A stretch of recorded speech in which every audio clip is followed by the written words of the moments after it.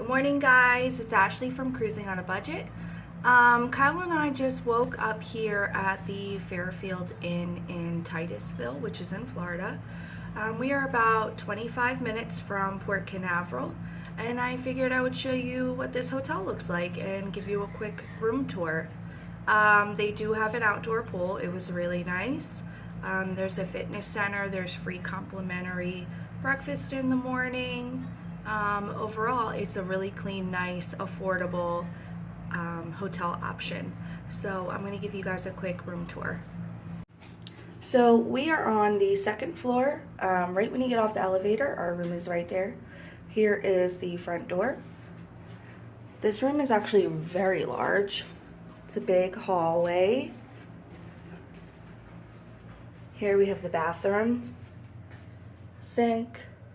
There's some toiletries there, some soap and some lotion, towels, toilet, shower. Nothing fancy. You have a mirror. There's Kyle.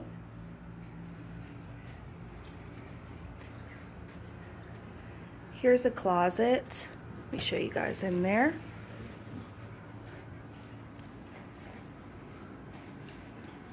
Ironing board, some hangers, night table, king size bed. Say hi, Kyle. Hello. Eating Pringles at 9 a.m. because it's vacation. Here's our view. There's a Cracker Barrel in walking distance. There's also a Walmart, which is about a 6-minute drive from here. Bunch of fast food options. We have a microwave, a fridge, standard coffee pot. I got coffee downstairs though with the complimentary breakfast. It was great.